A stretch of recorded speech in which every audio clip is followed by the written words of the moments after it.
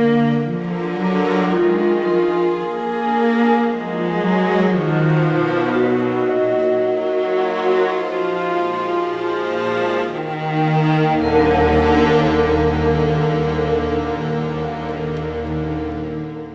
welcome to Dates with Death, the Paris Institute for Critical Thinking's podcast series dedicated to death and all that comes with it. For a long time, the topic of death has been considered as taboo in the West, even almost completely banished from our lives. This has come at a price, so we take it upon ourselves to re-inaugurate the quintessential philosophical task, at least according to Cicero, namely to meditate upon death. Now, in today's date, it is my great pleasure to be accompanied by Jan Age Sigvartsen, who is adjunct professor in Old Testament studies at Andrews University in Michigan. Hello, Jan, and welcome. Well, thank you for inviting me. It's my great pleasure, Jan. Now, as has become the habit here at Dates with Death, I would like to start by asking you the basic question of why death? Why, when, and how did you become interested in this particular object of death, and particularly death and the afterlife of the apocryphic, apocalyptic, and pseudo-epigraphic literature, which is obviously the topic of today? Yes, this is a very good question, and I think death is something that everyone faces at one point in life, either when they get old or they have relatives that are dying. And for me, my mother died in a car accident when I was 9 years old. And so in my faith, we had a strong resurrection hope. And so this was something that gave me great comfort. But later on, when I did my academic studies in Old Testament, I kind of noticed that you don't really have that much in the Old Testament about what happened to you personally after you die. While in New Testament, of course, the resurrection belief is it's a core belief and the foundation of the Christian church. And you also have the same in Judaism, that it becomes a core belief during rabbinic Judaism. And so this was kind of the question that bothered my mind a bit, and the reason for why I went into the study that I did. It was to try to find out what happened between these Old Testament books and what we see in the New Testament and in the rabbinic literature. And also want to see how they kind of supported this resurrection belief. And so this is kind of why I picked the Apocrypha, the Pseudepigrapha. I had the intention of doing much more than that, but I noticed there was a lot of material there, and so I had to kind of limit it a bit. So this is why I ended up with the Apocrypha, Pseudepigrapha. Okay. Now, for the people not familiar with these textual traditions we are dealing with today, could you maybe tell us a bit more about the apocryphic, the apocalyptic, and the what is called the pseudo-epigraphic literature? What are these texts exactly? Yes. So these are books that are. I mean, when I'm referring to the Apocrypha, to the Pseudepigrapha, these are books that are closely related to the canon. So it's a canonical terminology, so to say. And But they are not part of the canon. well, it's a Not bit all. more complicated than this because most church members, have their Bible, and they don't really think about that their Bible might be different than someone else's Bible. True. And being from the Protestant persuasion, our Bible is the smallest, so to say. So the books that are like in the Catholic Bible or an Orthodox Bible, but not in the Protestant Bible, are by Protestant referred to as the Apocrypha. But for the Catholics, it's the deuterocanonical books. Yes. It's still a part of the canon.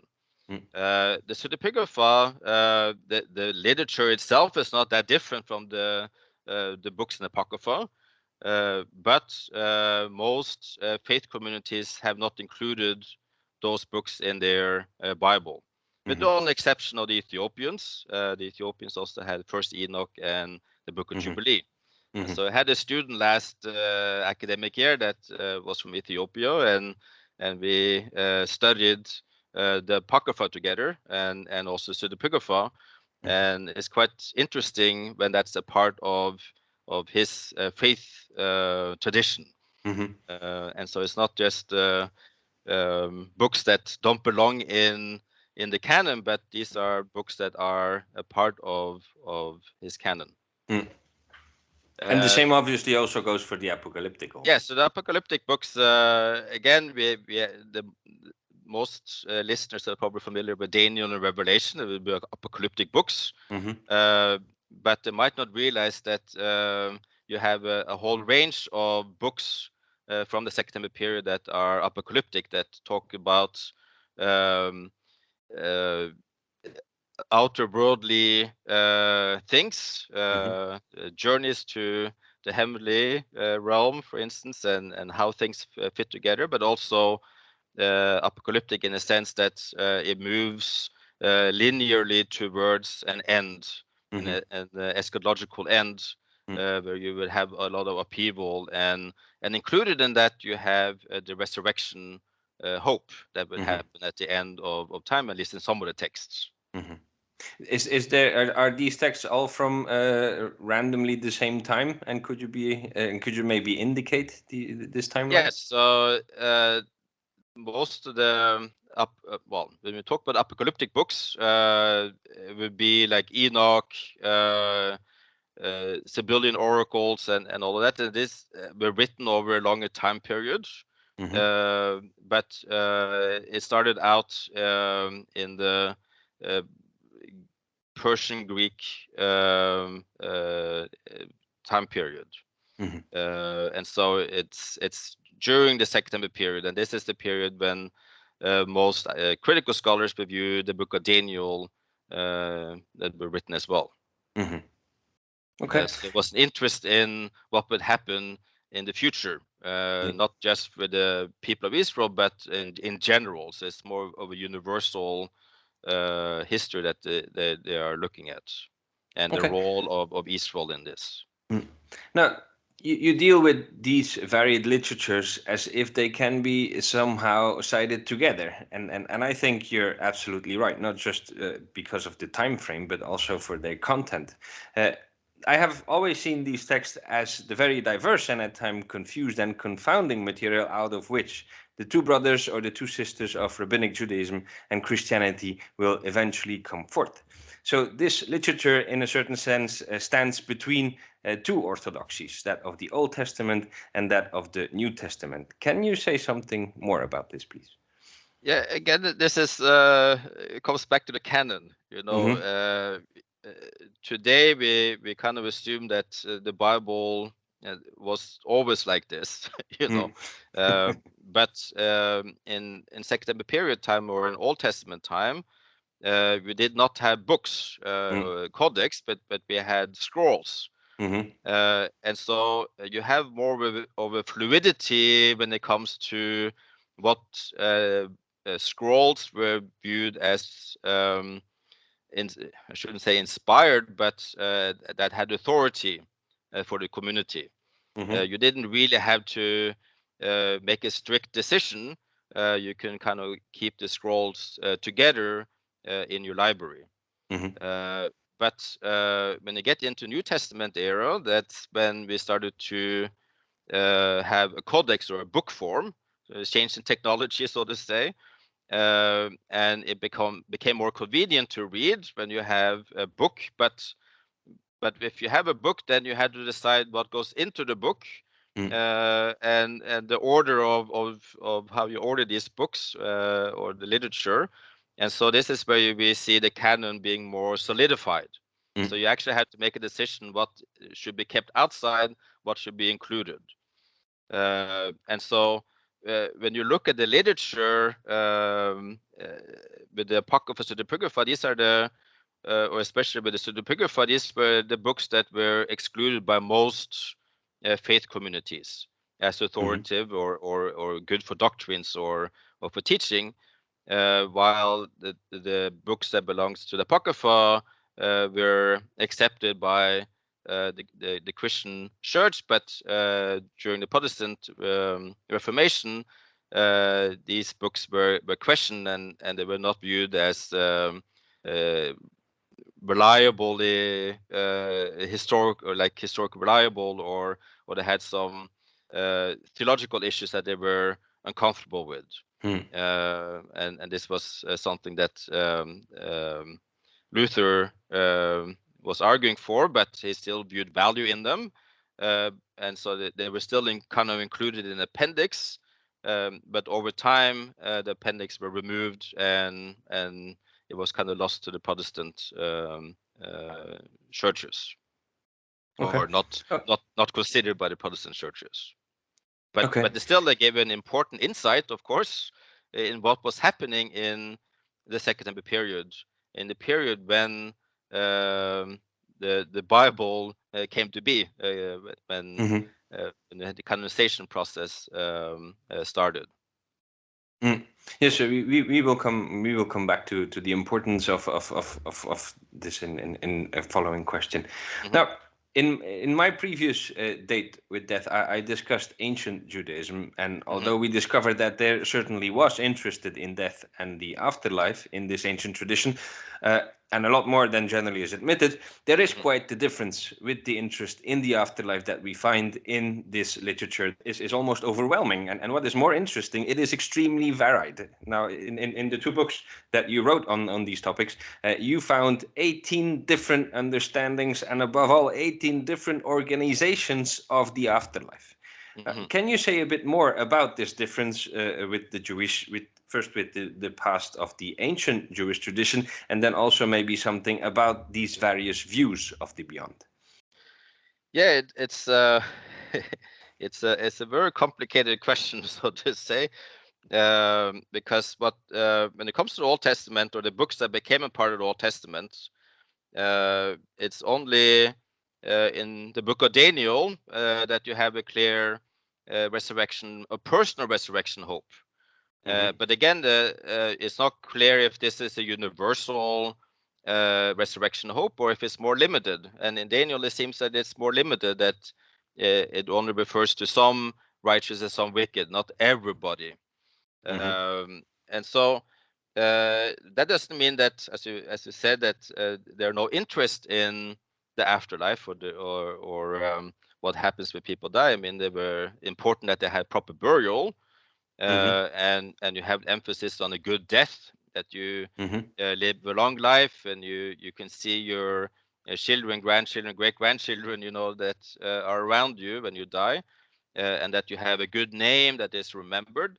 But the Old Testament doesn't go much beyond that. But instead, the focus is on the covenant community, that the people as a whole is in proper relationship with God. And when you do have resurrection mentioned, especially among the prophets, it's often in the context of a national resurrection, that it's that the people will, or the nation will die, so to say. They will go into exile, but at one point God will bring them back and reestablish them in their home land, and in that sense you have a national resurrection. And the best example of this is, of course, in Ezekiel 37, where you have the valley of the bones, and the bones comes together, and the nation emerges again. And so but so the idea was in Old Testament that it's more you're part of a community, and the community is living on. But what we see in the Second Temple period literature is an interest in what happened to the individual, a personal resurrection as opposed to a national resurrection. And again, the question is, how did this happen?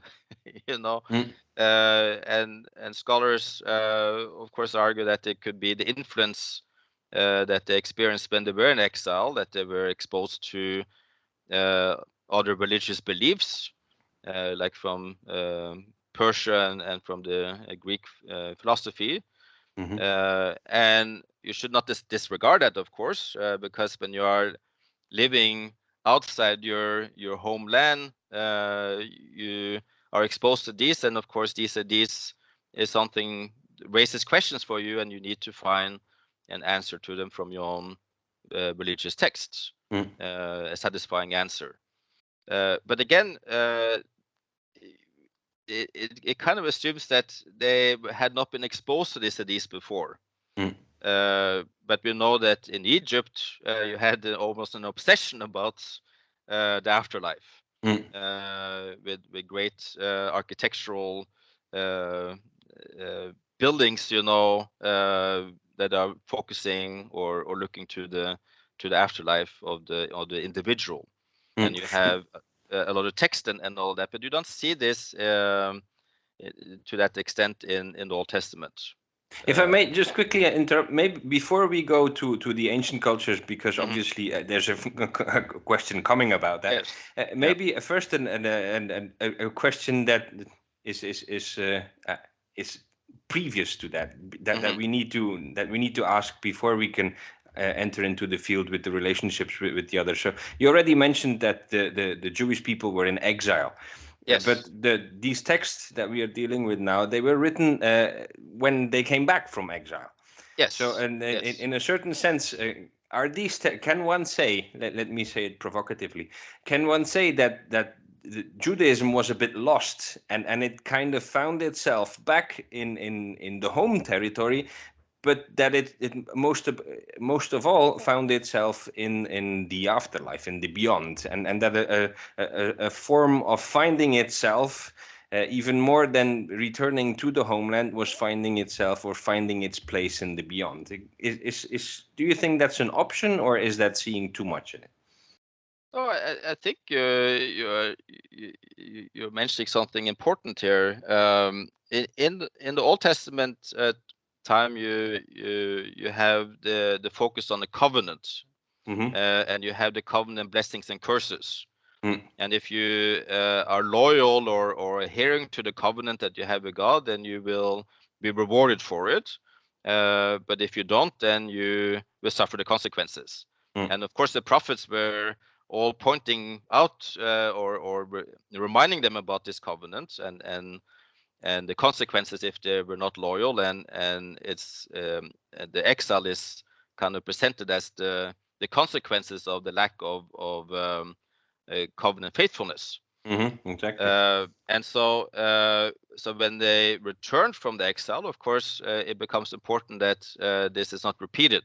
It's a covenant renewal, and you had to be loyal to the covenant. But still, things did not go back to how it was before the exile. It was still living under occupation. They still had to deal with the foreigners, the people that did not adhere to your own faith. And it seems like the people that were holding on to their faith suffered. And you have periods where you have persecution too, and this is what we see in the Maccabees. While the people that were kind of working with occupiers or leaving the faith of the ancestors seemed to be prospering. And again, you see this sense of injustice. I mean, things are not right, and you get a question about the theodicy, how God is doing things. And so this is one reason I think that you get the resurrection hope, or the afterlife hope, is to solve this dilemma. That yes, you don't see the justice here and now, but in the future, at one point you will have justice, and you will be rewarded for your loyalty to the covenant. And so Yes. yeah.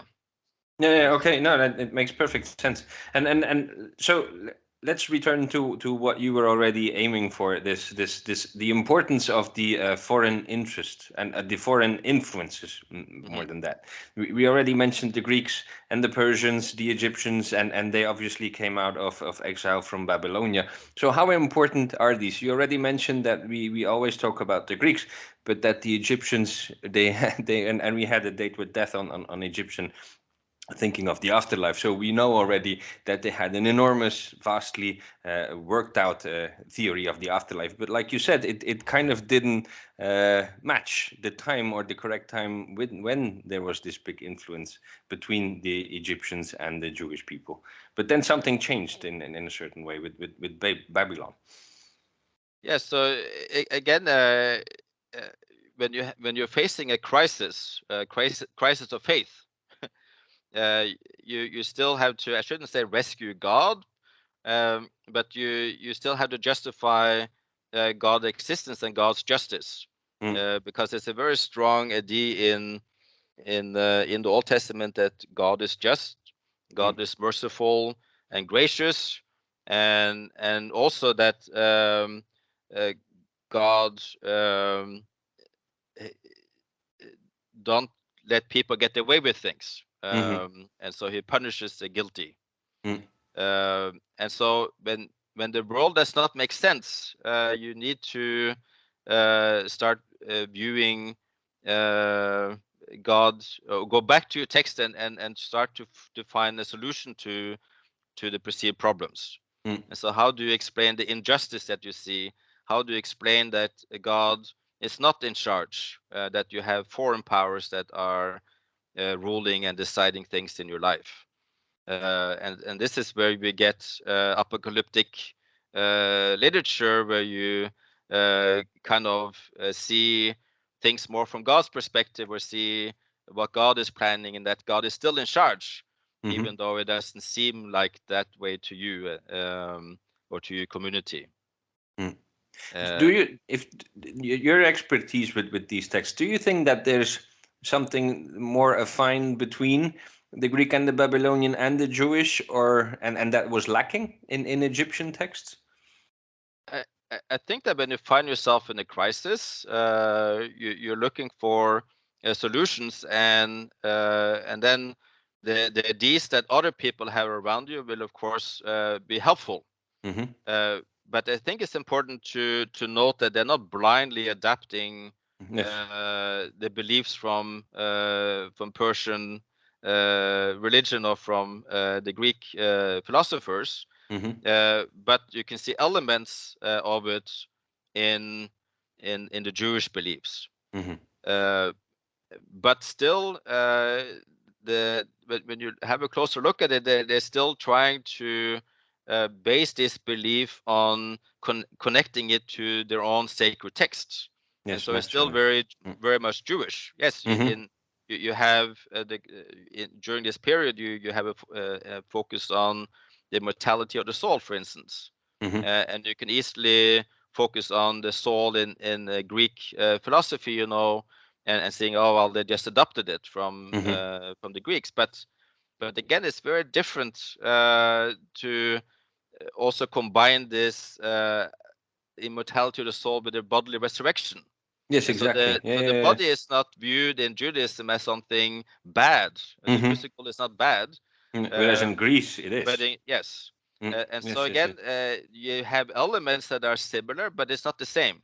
Yes, yes, yes, yes. And so it's important so of course it could be the catalyst, it could be something that they're exposed to, but Mm-hmm. these are still brought back to their own ancient texts, Yes, yeah, yeah. and you start getting their own creation out of it, so to say. Mm.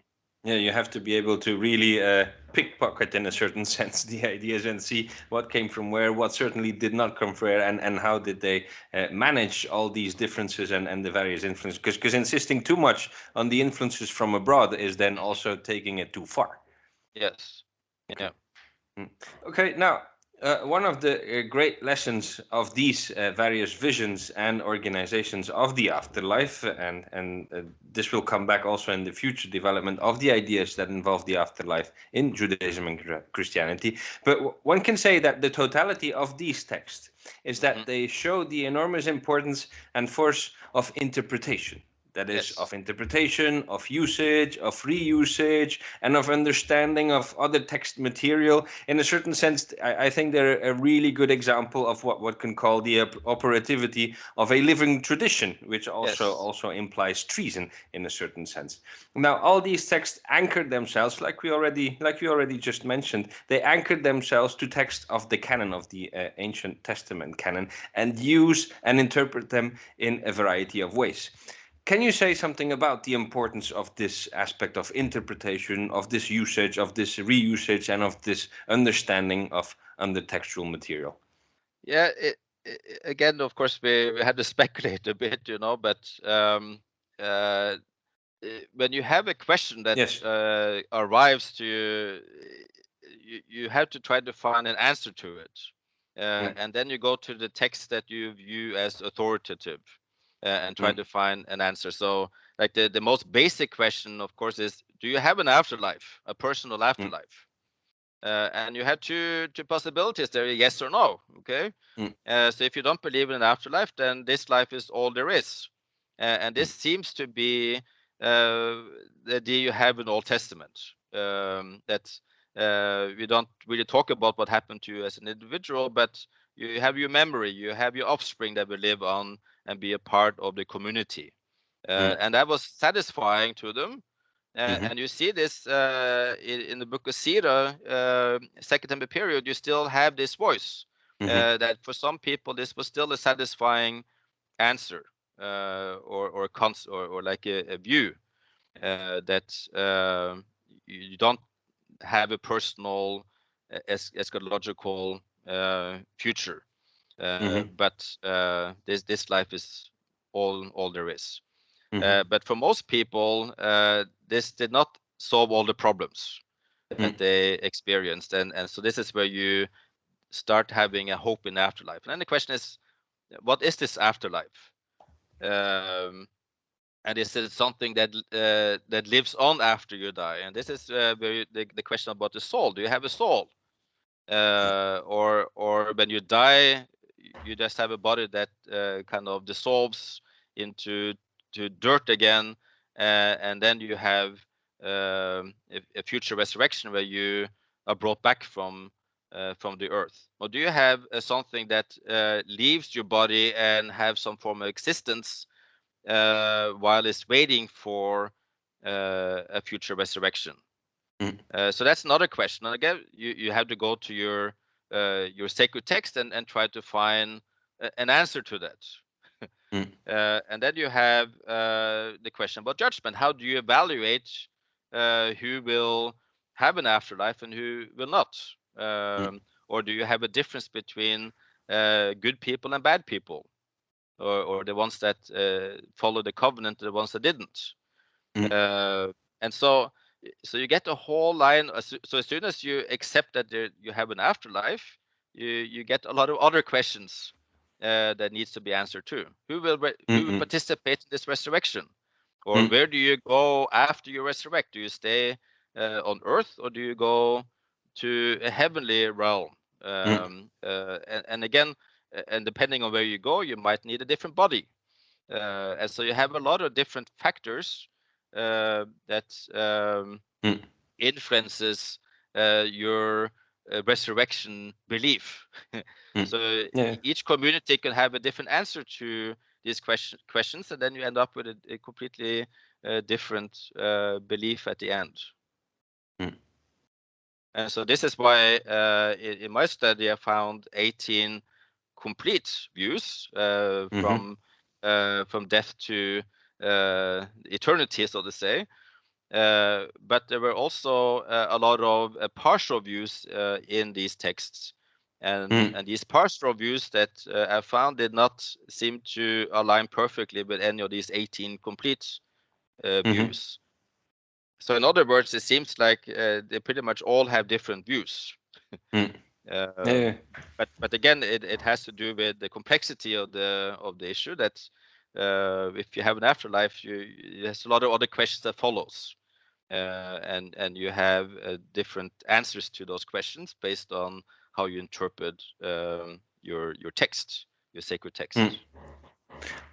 Yes. Are there, and just for information's sakes, are there some passages that are preferred by the majority of these visions, or is it a widespread choice and picking as they desire? Or are there a couple of texts that are most used in from the Old Testament to interpret and re-understand this new belief?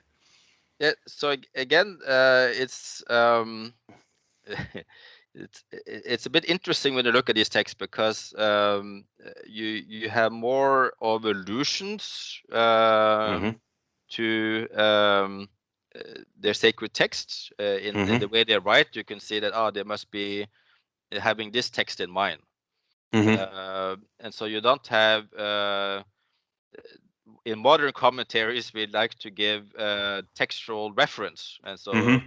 you give the exact reference, and this is something that we see in later rabbinic literature. Mm. So in the Mishnah and the Talmud, you get an interest in proof text, so to say, Yes. about the afterlife, but you Mm. don't have proof texting in this earlier text, but it's more of allusion Mm. to the story. So you can get references to Daniel. You can get references to, like in the Enoch, and some of the Mm-hmm. text there, you have a reference to or allusion to the Cain and Abel story, where Abel's blood is crying out for justice. Mm-hmm. And again, this becomes a foundation for how they view the different categories of souls that will be dealt with in different ways in after you die, so to say. And so again, there are some texts like Ezekiel 37 became an important text, and academics, of course, are recognizing that originally uh, Ezekiel's vision was meant in national context or Mm-hmm. national way, but over time it also started to take on a personal eschatological meaning, Mm. and we see this in this literature as well. That you have some that is viewing it in one way as national, another one as personal, but then you also have texts that present both interpretations, that is both Mm. national and personal. So there are some texts that appears or seems to be alluded to more often than others. But so in my books at the end, I have made a catalog of all of uh, the Old Testament texts, so to say, that are alluded or referred to in the context of the resurrection afterlife hope. Yeah, no, and it's a marvelous piece of research that you made there. So it's really everybody can understand it, even people who don't know the Bible at all. It's really a very nice a couple of very nice books that you wrote. So, a, a final question in conclusion. I Mhm. think you ask an a very important question at the end of the second of your volume dedicated to the afterlife in these literary traditions, and that is the question about inspiration. Because if we find all these different views and all these constructions of the afterlife tradition, then how can one say that they were inspired by the Holy Spirit or they were just inspired? Can you say something more about this? How can you combine all these this enormous variety with the inspiration by one single divinity? Yeah, again, this is a very difficult question, Mm. and one that I did not answer in my books. I just raised it at the end. Mm. Uh, it's very easy to drown in the complexity, Mm. but there are a few things that all of these afterlife and resurrection beliefs have in common. Mm. And one is that this life, how you live this life, matters, Mm. and it has a direct effect on what would happen to you in your future life or Mm. after you die. So your destiny, ultimate destiny, is decided in the way that you live this current life. Mm. The other element is, of course, that God is just, Mm. uh, and and that God justice will win out in the end, even though it doesn't seem like that in the current life. Mm. And so ultimately, God will reward the righteous and he will punish the wicked. Mm. And so this is something that all of these beliefs share or have in common. But then you have the complexity that is entered in. And I Mm. think it has to do with how each community perceive what is justice. Mm. Okay, what does it take to show that God is just in the way that He operates, or Mm. or or how do we satisfy that the reward is given out, and how the punishment works out? And so for one community, you can say that you don't really have justice if the wicked are not punished. Mm. Um, they need to be punished for all eternity, otherwise you don't have justice. Okay, Mm. and so you do have texts that have an internal punishment, Mm. but then you have other texts that you have destruction of the wicked. So you have a limit to the punishment. Mm. And then you have other texts that don't have a resurrection of the wicked at all. It's only the righteous that gets the reward.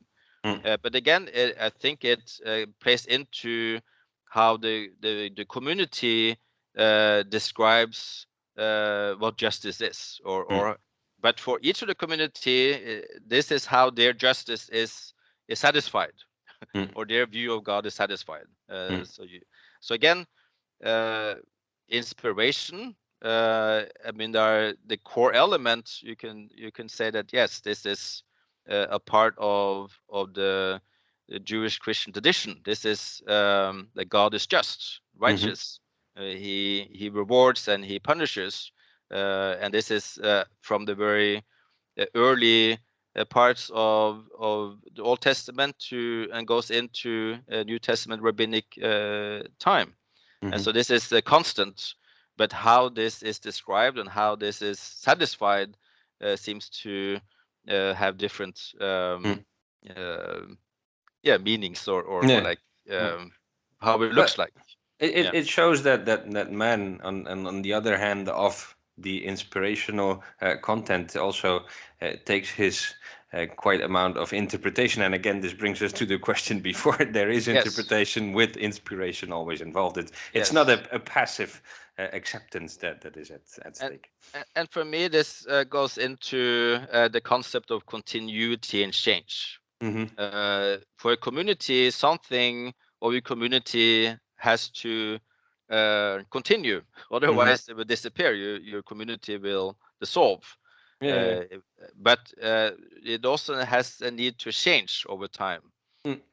to stay relevant. Yeah. Because if the community is unable or incapable of change, then it becomes irrelevant and it also disappears. So you can keep the balance between what continues, what's the core element Mm. that is important that continues, and what elements are changing to keep it relevant for the future members or the future believers of the community.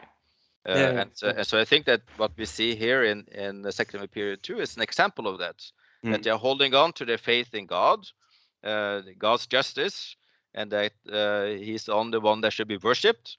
Mm. But you also need to change Mm. in order to hold on to this faith, because Mm. the whole world around you is changing, Mm. Mm. and it doesn't make sense. Yeah, no, I always remember in a context like this something that I was taught many years ago, that the root of the word tradition is shared with the word treason and is shared with the word translation. So in a certain sense, the tradition has to be translated, and in order to be translated to modern time, you have to betray it in a certain way. Yeah. And it's only by this betrayal, obviously betrayal here, it should not be considered in the negative or exclusive negative way that generally it is understood, but only by betraying can the tradition actually continue. and Yes. and and Yes. and, and it needs needs to be translated. So yes, so thank you very much for this, Jan. Thanks for this extremely informative and very pleasant talk as well. Thanks also to our listeners for having joined me once again for this new episode of Dates with Death. And dear listeners, if you like our work here at PICT, you can now also consider, or you can still consider supporting us by becoming an active member of our institution. For more information about how to join PICT, please visit our website. Thanks again, Jan, and my name is Kristof Vanhoutte, and goodbye.